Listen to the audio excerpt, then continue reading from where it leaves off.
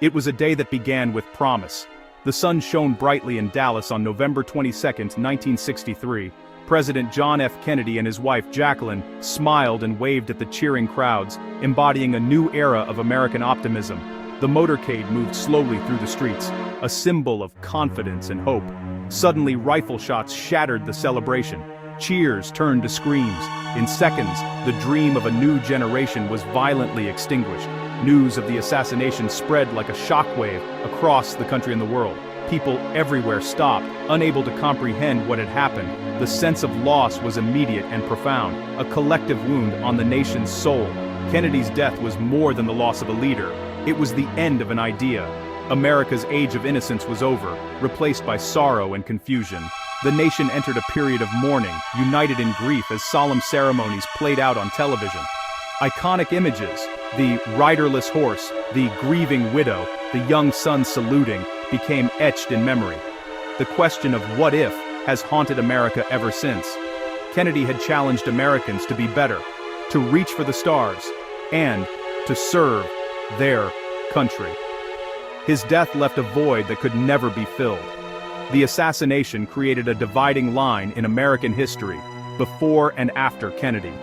It forced the country to confront its own vulnerability and the fragility of its dreams. The bright, hopeful future he painted seemed to suddenly darken. Why do we still talk about John F. Kennedy? It's not just the tragedy of his death, but the ideals he embodied. He came to power during a time of uncertainty, bringing youthful energy and optimism. Kennedy spoke of a new frontier, urging Americans to embrace new challenges. His inaugural address inspired a generation. Ask not what your country can do for you. Ask what you can do for your country. He called for public service, sparking the creation of the Peace Corps. Kennedy believed every citizen had a role in building a better world. His leadership showed that hope and vision could inspire real change. He wasn't perfect, but he made people believe in their own capacity for greatness. In a divided world, his example remains a timeless reminder of hope's power. John F. Kennedy was born into privilege, but his early life was marked by illness and competition within the ambitious Kennedy family. Overshadowed by his older brother Joe Jr., Jack developed a quiet determination to prove himself. Chronic health problems taught him resilience and a sense of urgency. World War II changed everything. After Joe Jr.'s death, Jack became the family's political hope. As commander of PT-109, he led his crew to safety after a harrowing attack, earning the Navy and Marine Corps Medal. His heroism became a cornerstone of his political career. Returning from war, Kennedy was a changed man, driven by purpose and shaped by loss. Encouraged by his father, he entered politics, winning a congressional seat in 1946. His war record, charisma, and the Kennedy machine propelled him forward. Kennedy's journey from frail child to war hero set the stage for his rise. He was no longer just the charming younger son. He was the bearer of his family's legacy. It was the first step on a remarkable path to the White House. Kennedy's political ascent was swift. After the House, he won a Senate seat in 1952, building a national profile. Some saw him as style over substance, but he was a shrewd, ambitious strategist. He understood the power of television in modern politics. In 1960, Kennedy sought the presidency, facing doubts about his youth and Catholic faith. He addressed religious prejudice head-on, reassuring voters about church and state. The first televised presidential debates against Nixon were pivotal. Kennedy's calm, confident presence captivated millions. He won by a narrow margin, becoming the youngest elected president. His victory symbolized a generational shift in American leadership.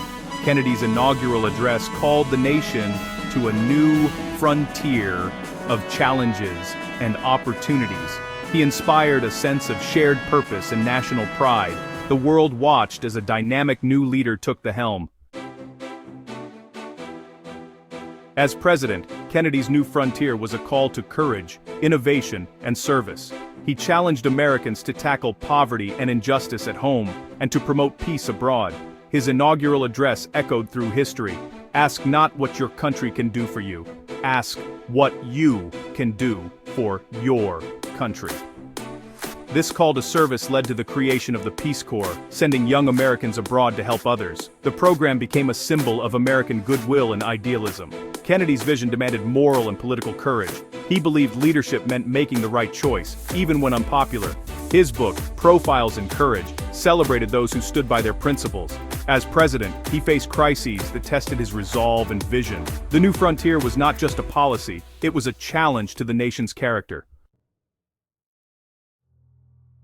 Kennedy's presidency was defined by Cold War crises. Early on, the Bay of Pigs invasion failed disastrously, teaching him to question military advice. The Cuban Missile Crisis soon followed, 13 days that brought the world to the brink of nuclear war. Kennedy resisted pressure for military action, opting for a naval quarantine and secret diplomacy with Khrushchev. His calm judgment averted catastrophe, and the Soviets withdrew their missiles. The crisis was Kennedy's finest hour, showing the power of restraint and negotiation. It changed him, deepening his commitment to peace. He soon negotiated the Limited Nuclear Test Ban Treaty, a major step in arms control.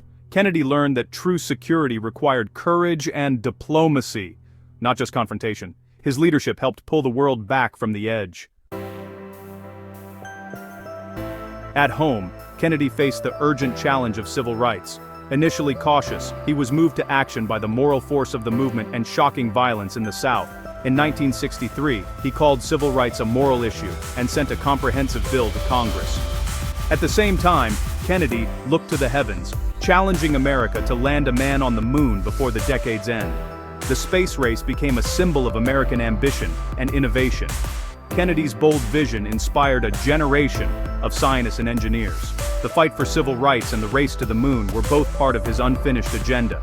He believed America was capable of greatness, on Earth and beyond. Though he wouldn't live to see these dreams realized, his vision set them in motion. Kennedy's legacy was one of courage, challenge, and hope for a better future. The Kennedy presidency became mythologized as Camelot, a brief, shining moment of grace and idealism. The White House was transformed into a center for culture and the arts, with Jackie Kennedy redefining the role of First Lady. Behind the glamour, Kennedy battled health problems and personal struggles, but the public saw a united, inspiring couple. The dream ended abruptly in Dallas, plunging the nation into grief. Kennedy had made Americans feel part of a great adventure, and his loss was deeply personal for many. His legacy endured. The Civil Rights Act passed in his memory, and the moon landing fulfilled his challenge. The Peace Corps continues to inspire service. Kennedy remains a symbol of the idea that politics can be noble, and leadership can inspire a nation. His call to service still echoes, "Ask not what your country can do for you, ask what you can do for your country." The seeds he planted grew after his death, shaping America's future. Camelot was brief, but its ideals live on. Kennedy's story challenges us to look at our own time and ask what we can do for our country. His enduring legacy is hope, service, and the belief that one person can change the world.